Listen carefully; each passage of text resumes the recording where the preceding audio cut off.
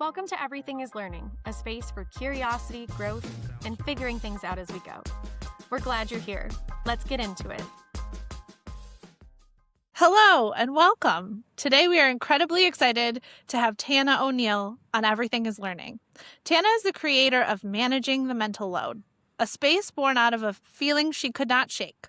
She helps us put language into something many of us are living every day while raising humans, carrying the invisible work that keeps life running. Doing so with passion and humor while making it practical and easy to understand. Tanah's perspective is powerful because it comes straight from lived experience. She's been in the thick of the mental load, remembering, planning, anticipating, etc., etc. And instead of brushing it all off as just life, she got curious. One of our favorite words. She learned what actually is happening, named it, and started building tools to make it lighter. On Everything is Learning, we believe learning starts with awareness, and Tanah helps us do exactly that. She helps us learn to see the invisible work, understand why it's so heavy, and begin learning new ways to share it, manage it, and talk about it without guilt. Welcome, Tanah. So excited to have you here with us. Thank you so much. I'm almost tearing up from that intro. Aww. We're so glad to have you. I might cry during this episode because before we get into the icebreaker question, I have to be totally honest. Everything feels really heavy right now in the world. Yes, it does. Catherine Whatever O'Hara do you just died. mean? Right. Yeah. Do you love how I'm starting with Catherine O'Hara just died? That's key priority. I loved her, but in addition to that, more Epstein files just came out. The president of the United States is absolutely a criminal. We already know he's a felon, but there's that, and then it's the National Day of Protest today in the United States, and then Georgia Fort and Don Lemon were just kidnapped/arrested. Our First Amendment rights are being stripped away. The murders of Keith Porter Jr., Renee Good, and Alex, I don't know 100% how to say it. I'm going to say Peretti, but yeah. Is it? Then we're talking about Congo, Sudan, Iran, Gaza. Yeah. Finally, the last hostage came back from Israel. We're talking about all of these things happening all around the world. And as newer parents, Marissa's oldest is 5. Mine are just about to turn 4, my older ones. And it's just like managing the mental load right now is just a different level of, Marissa has called it a hellscape. Yes. That sounds about right. So the icebreaker question I have for you, Tanah, is despite the current state of our world, what is bringing you joy right now? Well, so easy to find joy right now, isn't it? It's the easiest. Copious. So easy. And yeah, it is challenging because I think when we're faced with like everything you just said and so much more, the sadness and the fear and the anger feels so big. And so it feels like the joy needs to match that in order to like cancel each other out. But unfortunately, that doesn't really happen. Right. And so the things that are bringing me joy, it sounds so cliche, but it is the tiny things. And it's the tiny things that I'm having to very intentionally look for because I think it's very, at least personally, it can be easy to kind of fall into those feelings and this despair and the like, oh my goodness, another news story came out. And so it's like the tiny things where I'll like hear my kids giggling together. And I was like, oh, that's a good moment. Or I will fully dissociate into a book and that half hour is bliss. Or like these tiny things, a friend sends you a meme and it makes you giggle for a second before you accidentally watch somebody get murdered. But that moment of like giggling about a meme is joy. And so it's like the very tiny things that I'm just trying to like piece together, if that makes sense. I love that. Yeah, it's like I imagine it like a movie reel, right? Yes. Like you're talking about being intentional. We love intentionality. And I think a lot of what you're talking about too is like being present with the people you are with in that moment. Yes. And Yeah, you're calling them 100%. little moments, but a child's laugh during this time feels like it It does feels feel massive, blissful. right? It It does. feels, and those, yeah, they're not little things, but those things are, Hmm. they're like, oh, right, life is happening here, you know? Because I think right Right. now it feels so external and so big out there that you Right. almost have to be like, hang on, hang on, hang on. In my little life, like my kid just laughed because they farted. Like that, you know what I mean? Yes. Like that is, those things are still happening. Yeah. Yes, lots of other bad things are happening, but the good things still, they are still happening too. Yeah. I love that. Well said. And to your point about, I think the notion of every reaction should have an equal and opposite reaction. So for every bad, there should be an equally good Yeah. thing. That is why I think it feels so daunting. And Mhm. how people perceive just bad news. You need like 5 good things to counteract one Exactly. bad thing. And so it just really does not feel equally balanced. Things It aren't does not. catching up, but I really appreciate that. We're here to talk about the mental load, which feels Yes, very heavy. And it I am does. very grateful to find that you're finding joy in those small moments. And Elena, I would say, what I'd love to know, what was your recent moment of joy? Can you think Me? of anything? Yeah. Yeah. My youngest has been sick, and he just attempted to do an obstacle course with his siblings a few minutes ago and toppled over himself and laughed hysterically. Um, I did not laugh. I was on the floor going, "Oh my gosh, I'm not supposed to say you're okay. Are you okay?" I'm supposed to be like, "Hey, that was great." And I did it, and I did it well. So I was happy with myself and happy that he was okay and happy that he's feeling better. So yeah.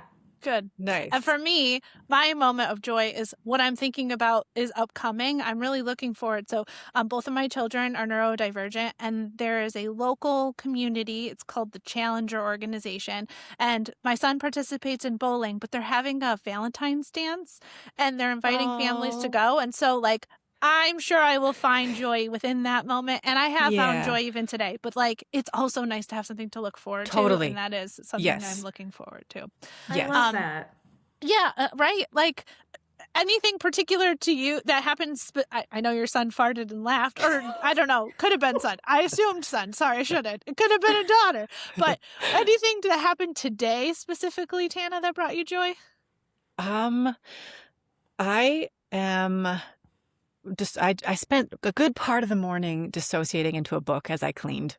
And so then I Mm. felt productive, but Mm, also my mind was somewhere else. And that was really lovely. that's Yeah. great. Yeah. Fantastic. So related to your expertise and particular position within what you found and learned related to mental load. Mhm. I'm curious, at what point did you realize this wasn't just overwhelming, but something you needed to learn about? Yeah, it was when I started looking at the difference of experience between myself and my husband, because Mm. we lived in the same house, we have the same kids, we essentially have the same life, but he was not drowning in the same way that I was. It just wasn't. He could relax, he had downtime, he could turn his mind off, and he seemed like he was just happier, like he was living a better life. And at first I thought, well, it's my problem, like I'm doing too much, or he's just a more laid back person than I am. So he can get there. I can't. But then I was talking with friends and they were saying that they were having the exact same experience. Like they were also overwhelmed. They were also exhausted and their partners were not. And so this probably isn't like a healthy thing, but if it's just my problem, I can kind of just suck it up and deal with it. But as soon as it starts impacting other people and I'm like seeing other people suffering and struggling as well, I'm like, hang on half a second. I don't like that. And so that's when actually I started Googling. I was Googling like insane questions like, what is wrong with me? Am I crazy? Like crazy things. And I started reading articles and I started buying books. And that's when I stumbled across The Mental Load and Invisible Labor. And I was like, oh, I think this is it. This is it. Because it wasn't a personal problem anymore. Like it wasn't a deficiency within myself. It was way bigger than that. It was this systemic Systemic. problem. It was this thing that multiple women all over the world were dealing with. And then my inner nerd got very interested in that. And I was like, ooh, there's something there. And so then I wanted to know why, and I wanted to know how, and I wanted to know, like, surely we can do something about this. So it was realizing that it wasn't a personal problem. It was a collective thing that made me really want to be like, hang on, what's going on? That's fantastic. And I love that you didn't just stop when you had the answer. You're like, how do we fix this? That's amazing. Yeah. Yeah, I'm like, I have no idea how, but I'll try. Yeah. I love that you called it, I'm pretty sure on your website you called it your hyperfixation. For sure. And it was. I love that you called it that. And I have wondered. So I found out last season that I have ADHD tendencies. Okay. So I'm not fully diagnosed because it doesn't impact my life enough for me to have a diagnosis. Okay. Which I'm not going to like go down that rabbit hole, but essentially I'm an executive functioning coach and a learning specialist. So I think that I have too many strategies that I've implemented for far too long. You're a professional masker. Yes. Yeah. Yes. I mean, I definitely don't mask anymore, or at least only in public. Like I don't mask at home, even with like my sister or our immediate family. I'm like, y'all have to just deal. I am who I am, and I love who I am. Me. So yeah. But I love that you share about being neurodivergent and how there's an impact with that element as well. And I think that that makes you so approachable with how, not just because you're neurodivergent, but because you're so open and honest with everyone about everything. Like I never feel like when I watch anything that you're saying, you're holding back. I just feel the transparency. And I think that's what drew Marissa and I to you when we fell upon you in our algorithm. Yes. Thank you, precious algorithm. Thank you. That's so kind. I value authenticity above like almost anything. Yeah. And so I'm actually having to kind of like not edit myself, because you get what you get. Like, this is me, and I don't know how to not be me. But I'm like, ooh, maybe that's not appropriate to share on the internet.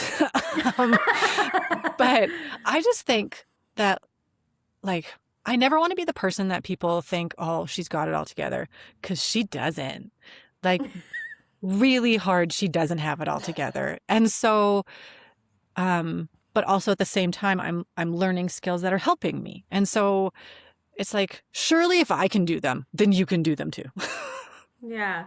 I think it's also about the fact that when anyone shares that they're learning, it creates this coat of vulnerability to me. Like it's almost like a huge vulnerability hug. It's like, hey, I'm learning, come learn with me. Yeah. And it just makes for a very welcoming environment. I agree. And I think we've all had that experience of like, you see a video or you see a presenter or whatever, and they're like, well, I know what to do. And you're like, but do you? And it's like, I don't know your situation. I don't know who you are. Maybe it works for you, but it might not work for me. And so that that's the other thing. That false, I don't know what that is. Maybe it's confidence presenting in a different way, but it gives me the ick. And so I never wanted, like, that's the greatest compliment, is to be like, oh, yes, you're one of us. If you don't have the credentials to back it up, which you clearly do based on the hyperfixation research you did, like if you, to that point, to make such absolute statements without any level of credentials to back it up, RFK Jr., I'm coming for you right now, is really problematic. And I hear you. And it, like, but you come across as, this is what worked for me. I really appreciate that. And Lane, I think that's a great call out, because I agree combing through. And the other thing I really love about you is that you feature other people whose content features mental load. Like, right, you don't see yourself as the sole expert, and not everything that Goodness you do gracious, works no. for you. And so you feature other people, which I love. And I found other people to like help me feel part of the clan, the group. Well, because the goal isn't to like have this audience or this like community that's so singular. It's like, well, I don't know the answers, but this person does. Go find the answers. Let's all find answers that help everyone, because mine aren't going to help some people, and that's okay. But hey, I know this person, their content's really good. Yeah. It's all about sharing the mental load, but also it's about like sharing information. And I think people gatekeep a lot, and I think people do think they're an authority. And I think a few years ago on the internet, if you didn't consider yourself an authority, then you really didn't have a presence. And then people like you came along, or other people that we follow are just like, you know what, like this I was curious about. Now I know a lot more. Here's some things that I'm learning. Here's some things I've learned. But everything is personalized and individualized to you. And I think that's the other thing that's really helpful for people. So one of my questions I wanted to ask was, why do you think so many of us don't realize we're carrying the mental load until we're already exhausted?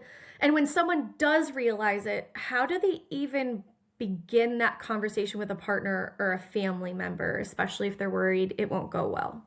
Yeah. So I think women are the ones who are carry the majority of the mental load. And so I'll speak to women, and it's because we are conditioned to carry it.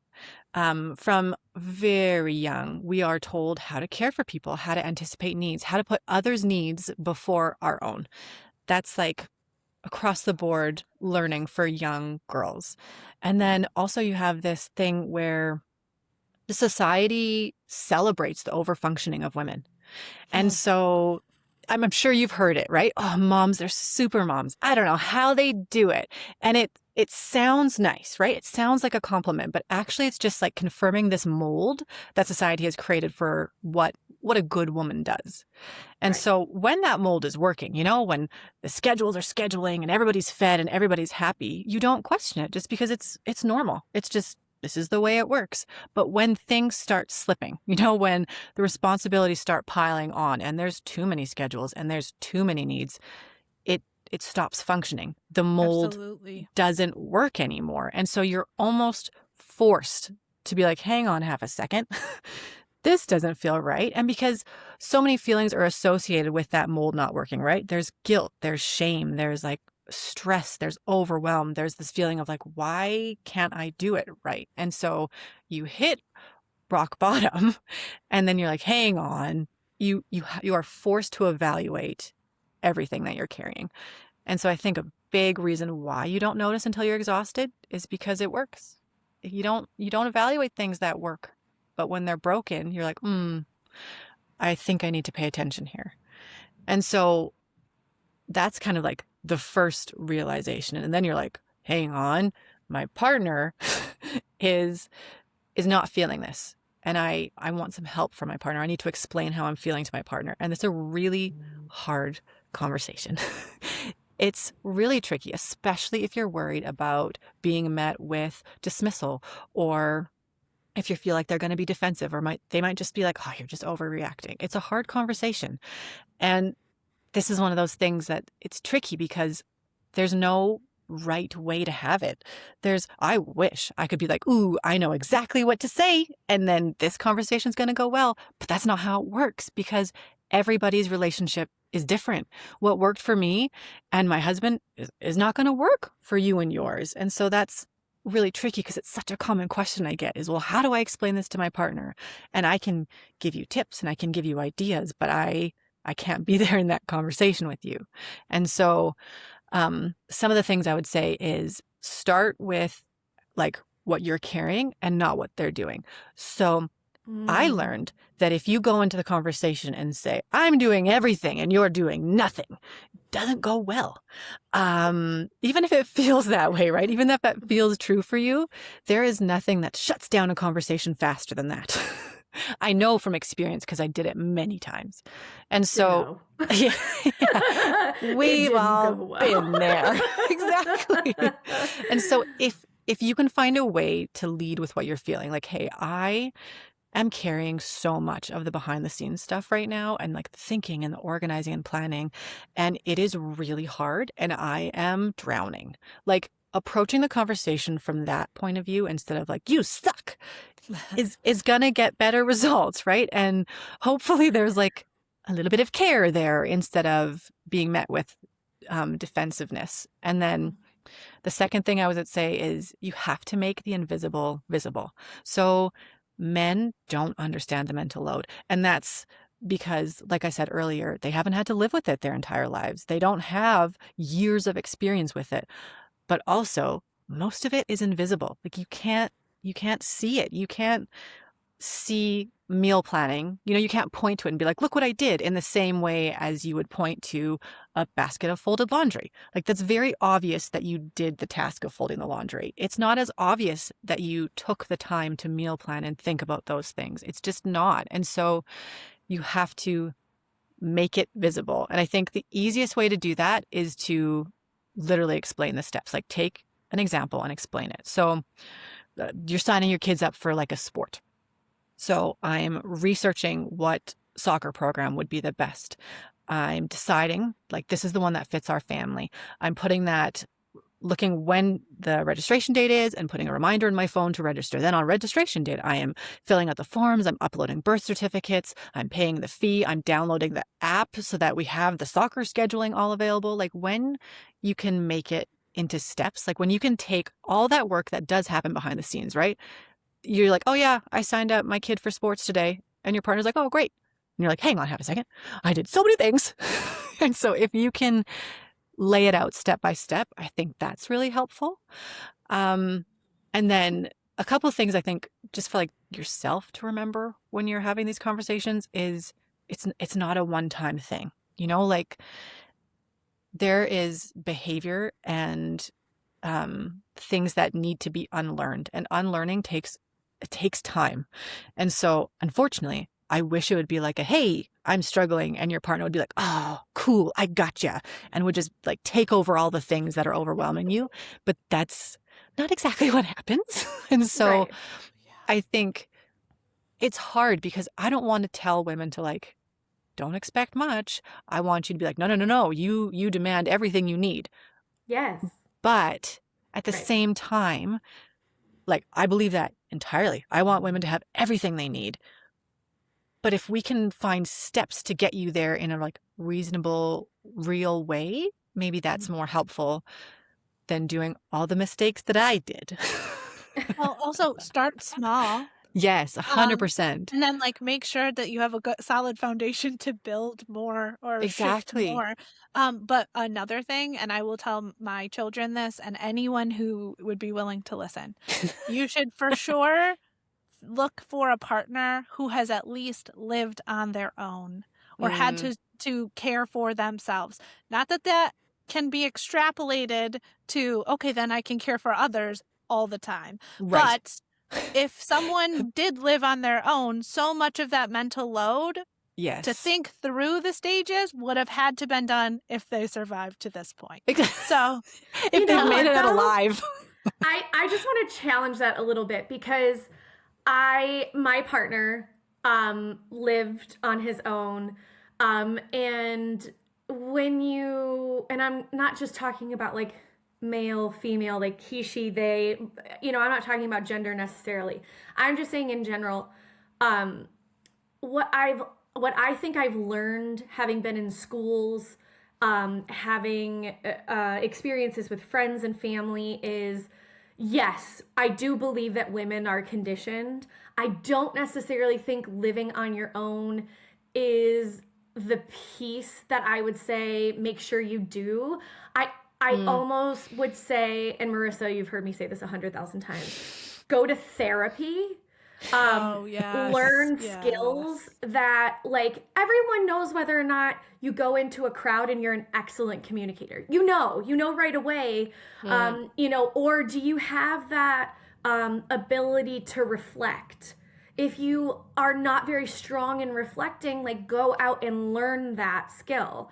yeah. But Tina, the reason why I was laughing while you were talking is I kept doing flashbacks to conversation with my partner, Yeah. or with my parents, or with my sisters. But I remember this one specific day where I approached my partner after therapy, and my therapist had said, "Why don't you just take like sticky notes and write things on the wall of everything you're Yeah. carrying? Like, just kind of do a brain dump."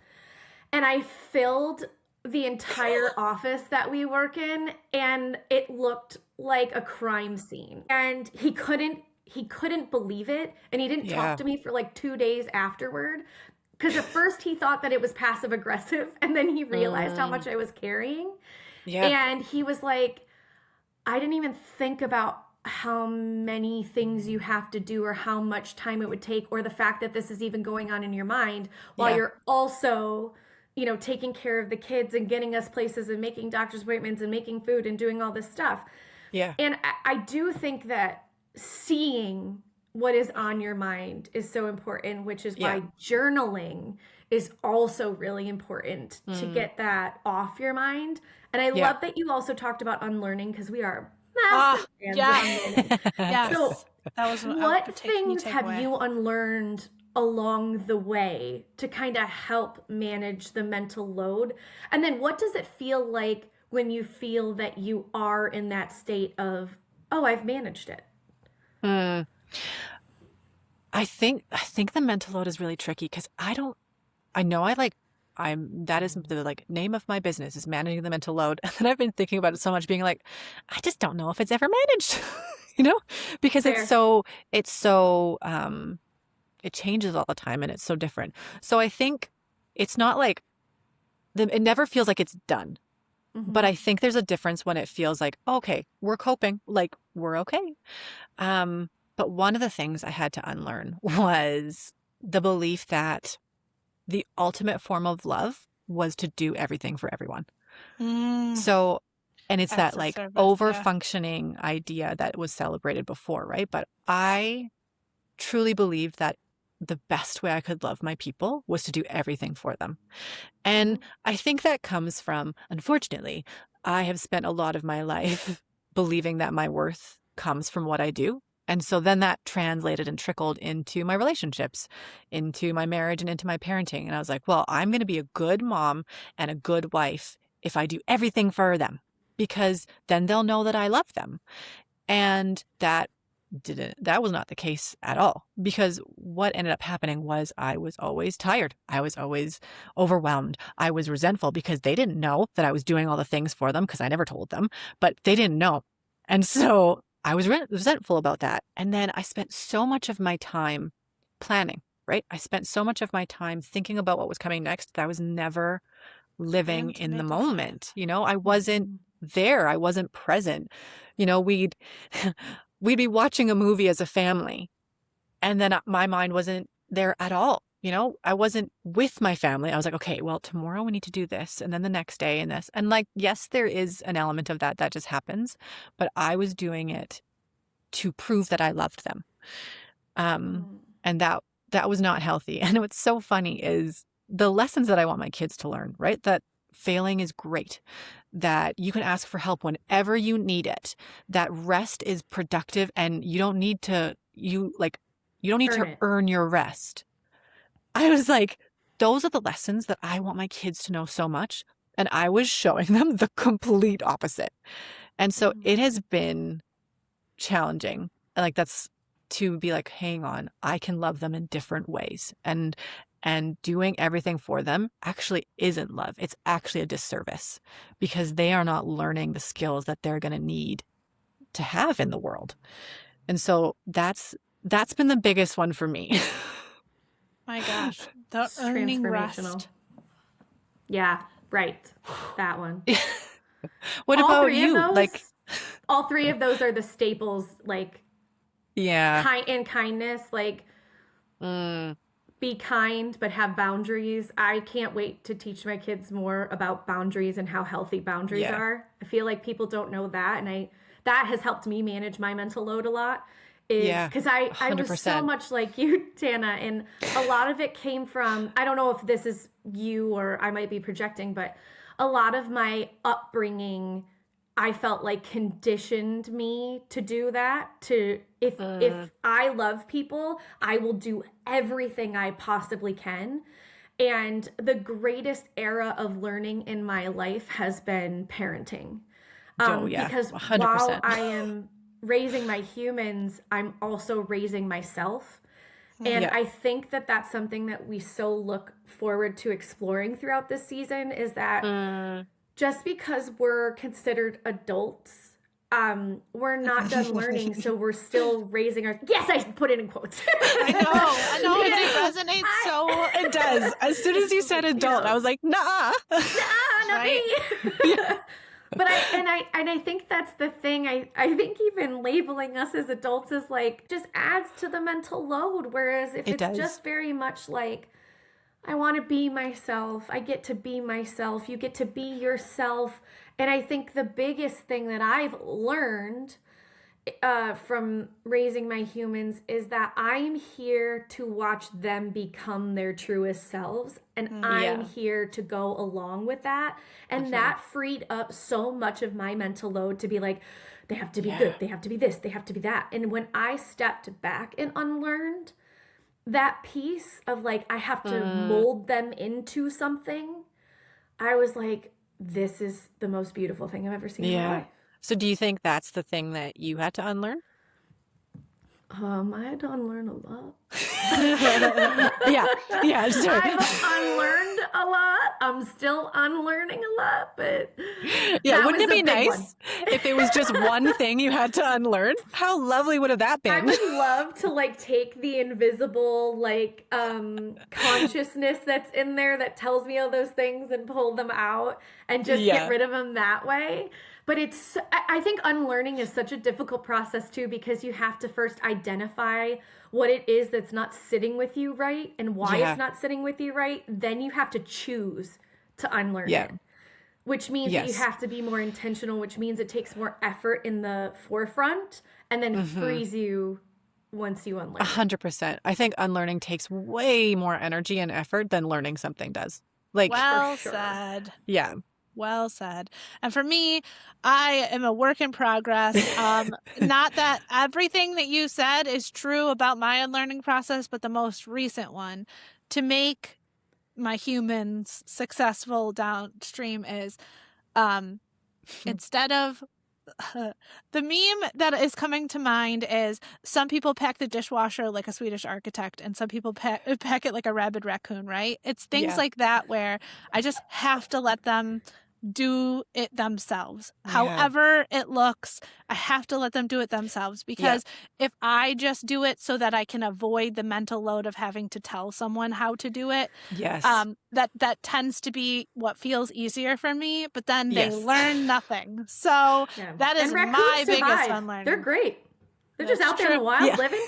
Yeah. Yeah, but then I have to do 8 loads of dishes versus the one Yeah. if we just fit it all in. Totally. It's like the balance between if I do it myself, it gets done right and it gets done faster. Where you're like, hang on, though. I've been saying that I don't want to do it myself. So I guess I should like let go of some of that and you should Right. just do it over there. I'll just close my Right. eyes. I won't look at you. Like if I could make the things I hate the most, the things that I let them learn to fail Yeah. with or do Yeah. themselves, I think that will help me proceed with giving them more of what I'm carrying. But That's amazing. you are alluding to a point because like what you want your kids to learn, but I think also modeling is such a critical piece. So I'm curious, what are kids actually learning in your opinion when they watch how adults handle or lack thereof or don't handle, the mental load at home? What are they learning? So much. Like they are learning so much. Kids are so smart and they're little sponges and they pick up everything, even the stuff you don't want them to pick up. You know, that word that you said one time and then they're like, ooh, that's my new favorite word. Yep. And so what they see modeled in the home is just what's normal for them. Like that is what they will bring into the world and expect. This is just the way it is. And so modeling shared responsibility is so important because you can say it all day long, right? You can say we're a household that works together. Everybody pitches in. We all do jobs here. But if they don't actually see that, those words mean nothing. And I have a perfect example because a few years ago I was trying to give my kids more responsibilities because I was like, you know what? No, I'm done. I don't want to do everything. And I had that realization of like, oh, I actually should let them do things so that they learn. So one of the things we handed off was they were going to be in charge of folding their own laundry. And one of my sons was not happy about that. And I explained, like, look, this is a skill. This is a life skill that you will be using for the rest of your life. And so it is important to learn how to do it now. And he like so calmly looked at me and he's like, I won't have to do it. The girl's going to do it. And I was like, oh, I didn't say that out loud. I was like calmly being like, no, that is not the case. But inside I was like, wait, what? Where did he get that? Where did he pick that up? Because we've never said that. My husband doesn't believe it. We've never uttered those words before in our home. But he saw a pattern. He saw that I was doing the laundry and his dad wasn't. And so he internalized, oh, girls do laundry and boys don't. And that became his norm. And like that example, I think about that example all the time because I'm like, my goodness, the importance of modeling what you want is so important. And it's not even just shared responsibilities, right? Like I want my kids to see both of their parents being silly. I want them to see them being like playing with them. I want them to see them resting. I want them to see them laying on their butts and doing nothing. Like my kids need to see me doing that as much as they need to see my husband doing that, right? And so it's this idea of like, yeah, you can tell them all the things you want to tell them. You can give them the best lessons, but if they're not seeing it, it doesn't mean much. Like they look at your actions. And so whether you are struggling with a mental load or not, and whether that's like visible to them, they know. Yeah. Wow. It's so interesting too because I've noticed recently with the mental load, not only the value of modeling, but I think the reason that kids want to grow up so fast is they romanticize at the speed at which adults can do things, and it's the illusion of control. Yes. And so for me, when my daughter the other day was like wanting to be an adult, and she's almost 4 in like 2 weeks. And just I don't remember exactly what she was doing, but I was like, oh my gosh, she thinks that this is fun and this sucks.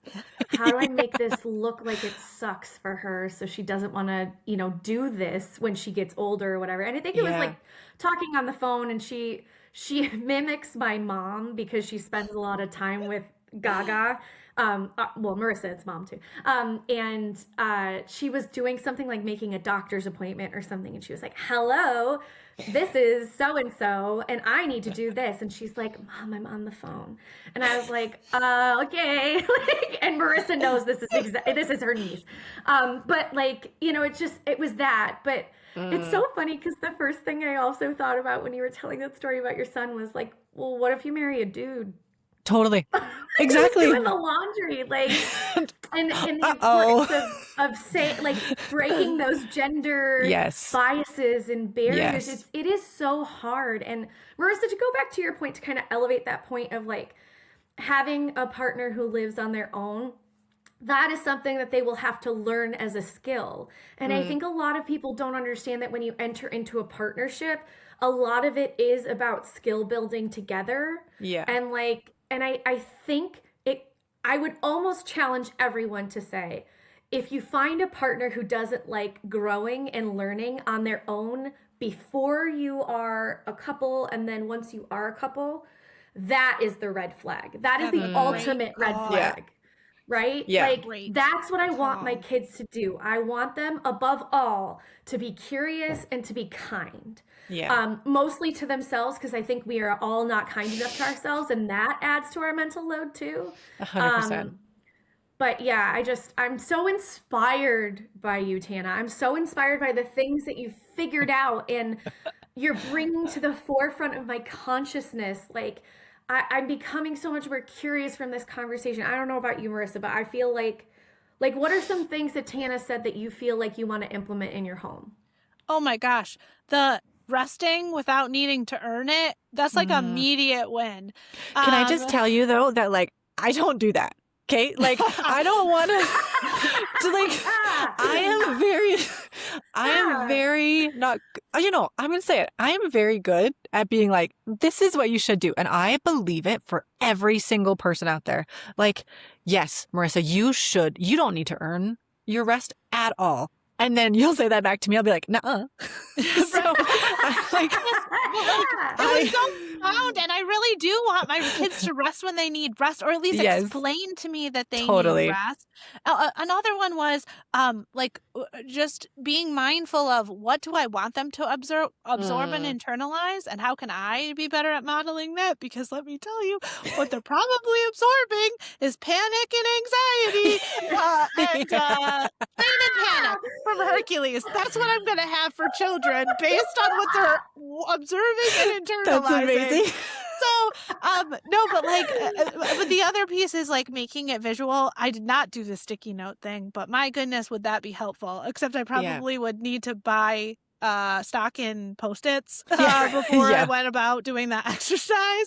Yes. But no, I think the authenticity piece, like, we're talking right now, one of the things that I'm working on with both of my children is trying to work through naming their emotions. And, everything doesn't have to be okay. And being authentic is okay. And all of those things. But like, the mental load is such a significant part of how I'm feeling at any given moment that like being more authentic would maybe even really help. And another thing, although this wasn't probably your key takeaway, but whatever you were going through your mind, one of the things that I want to make sure because I have two boys, they do not turn out like any of the men or even women identifying males or identifying females of this cabinet.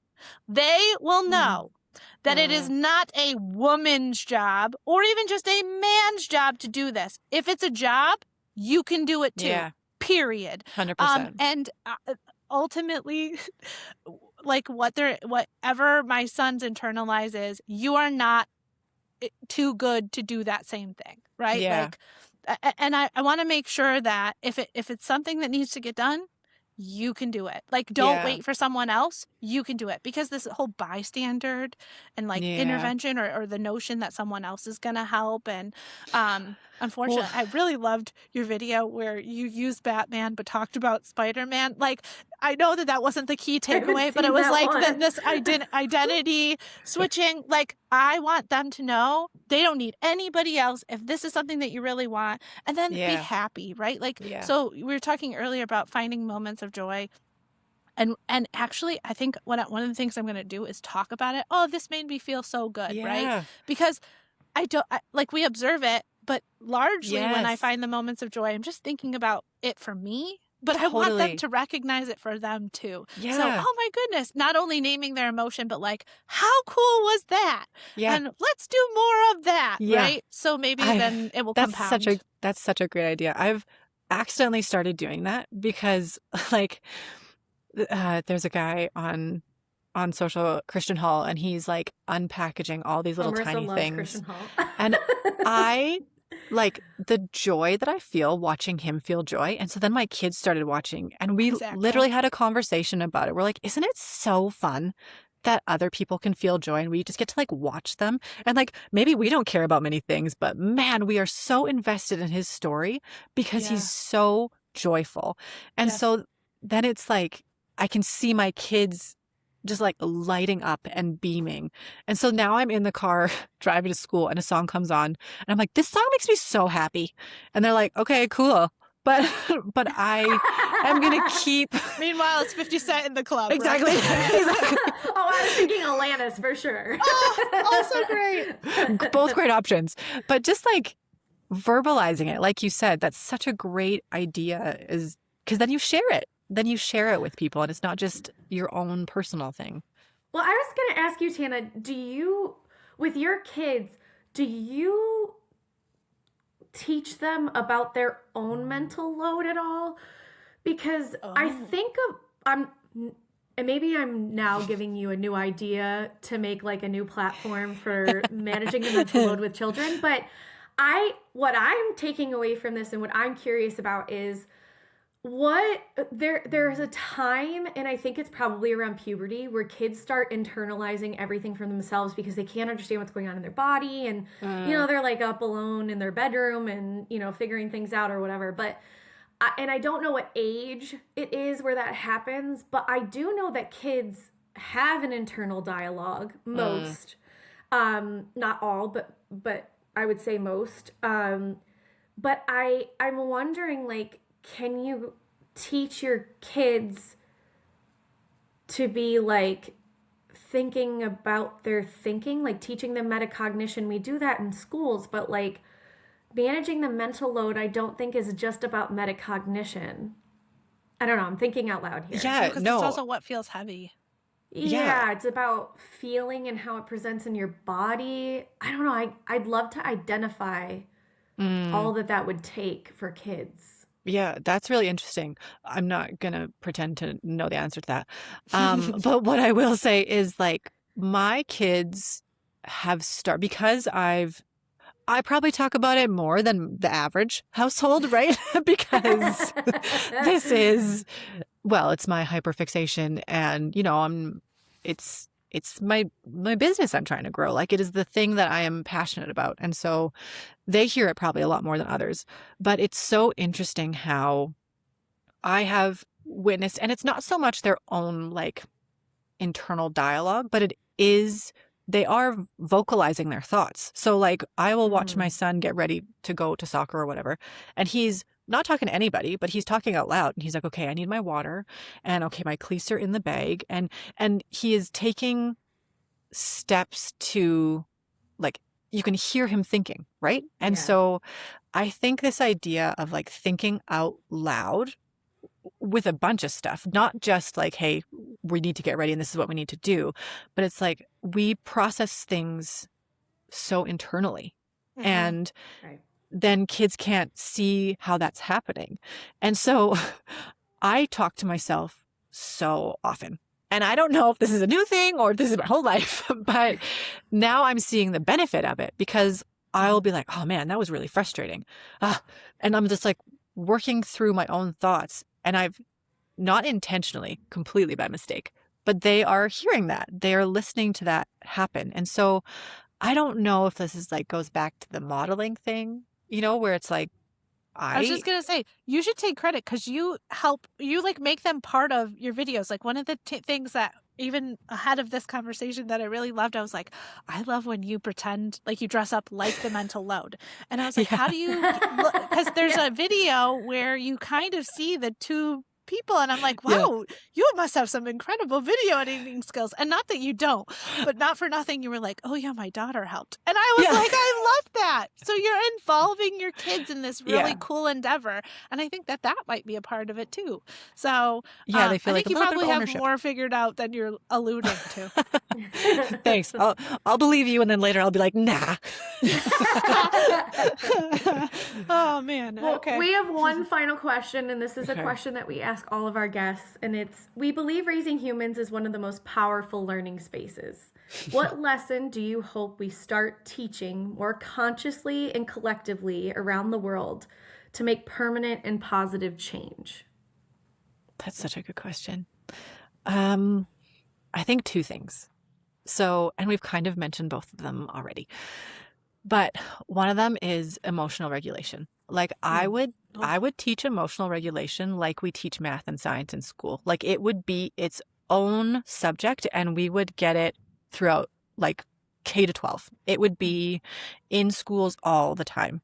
And obviously at like age appropriate levels, but these skills like oh, you can manage your emotions. That's so great. No, they are like the backbone for every decision that every human makes and they impact everybody. And so I wish somebody had taught me more about that when I was little, so that I'm not trying to raise little people and do it for myself at the same time.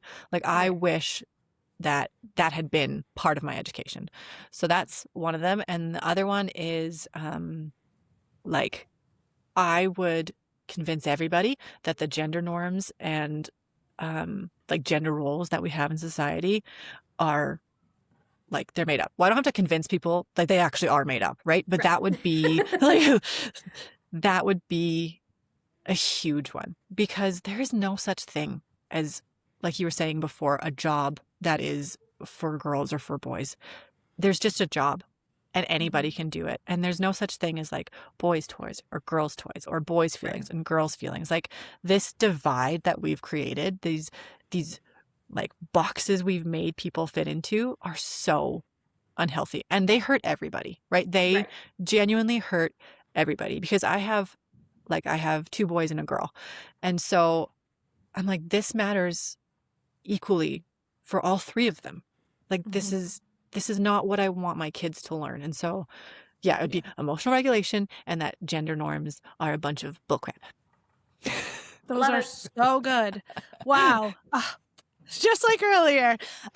But no, thank you so much, Tanah, for coming on and for talking, because I echo sentimentally, emotionally, very much everything that you said. And it has been wonderful. And I can't wait to try to implement some of the things that we just talked about. Me too. But could you help for our listeners? Can you tell them where they can find you? Yeah, so I have a website. It's managingthementalload.com. And then on that website, you can find all my socials. I'm not going to lie. I'm mainly on Instagram because all the other ones scared me. I'm trying to branch out, but Instagram, which is at Managing the Mental Load, that's where I'm the most active. Fantastic. I appreciate it. And for any of our listeners who are managing a mental load, we hope that you took away something meaningful from this conversation. As always, please stay tuned for our next incredible guest. And thanks for listening. Stay curious. Thank you so much for having me. Thanks, Tanah. We're so happy to have had you. Bye. Bye. Thanks for spending your time with us at Everything is Learning. Keep being curious, keep learning, and we look forward to catching you again next time.